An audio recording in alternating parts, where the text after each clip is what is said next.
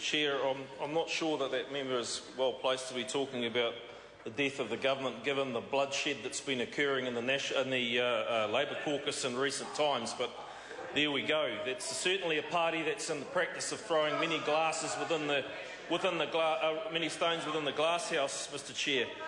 Sir, I want to come to the SOP 347 and just speak to that briefly. I wasn't on the committee when this was passing through Select Committee, but I've been listening intently to some of the comments made in Part 1, which I would also like to contribute to just very briefly. And it's fair to say, sir, that there's little contention about Part 1 or the need for this legislation. The Labour Party did advance, sir, why is it taking so long? Why is it taking so long? A lot of hand-wringing and clenching of hands and fingers over that, sir.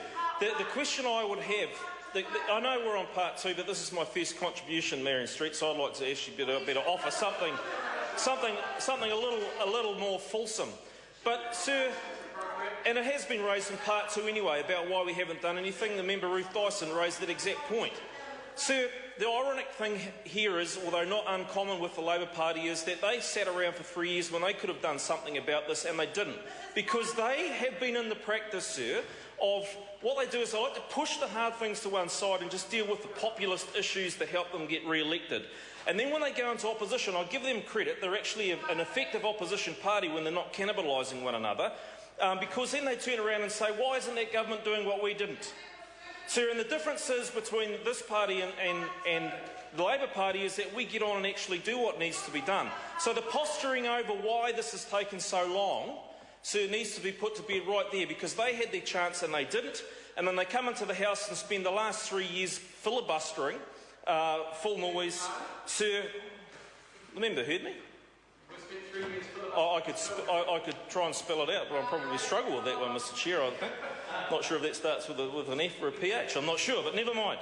Sir, I just want to turn my attention, I could come to the members' comments about alcohol limits, but of course we're on Part 2. I'll pick that up on another occasion. Might want to think about what pilots are doing, not just what people are doing in ships, because they also have some concerns around alcohol.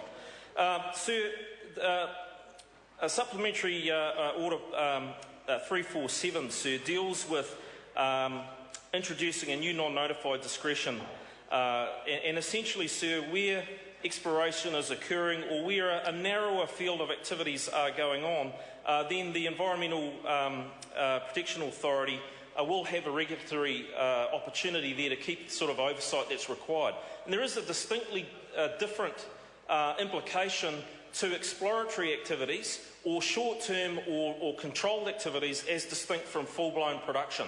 And I think that's where the members may be getting a little confused as to when we look to manage and mitigate risk and get the balance right, sir, in terms of providing a pragmatic and effective legislative framework in which we can encourage activities with a balance towards ensuring the environmental needs are taken care of, sir. This is what this SOP is actually dealing with, and the members on the other side would have us think that Armageddon, that this is a disgrace to democracy and what have you. Well, what I would suggest, sir, is that when it's not a case that every single initiative, every single policy of government is subject to the referendum sort of approach that we see from the Labour and the Greens. It just so happens that they cherry-pick particular issues that they believe that is important for. Sir, it's quite clear that when we look at the restrictions put on and where this SOP actually relates, it's quite controlled and risk-managed practices. And yes, this government makes no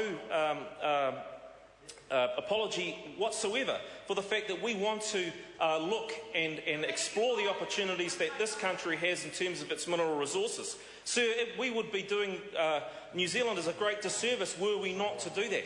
Sir, but it's a matter of doing it in a fashion that ultimately gets the balance between the environmental needs, the consequences of things going wrong, and effective vehicles for us, sir, to make something of the opportunities that this country has to offer in terms of mineral exploration. Sir, so I have no problem with SOP 347, and I would challenge the opposition to actually deal with that issue. I call Gareth Hughes. Thank you, Mr Chair. Kia ora and mihi nui kia koutou. Kia ora. Mr Chair, I just can't sit there and listen to this faux debate we see from this side of the Parliament as if 200 metres is the critical issue facing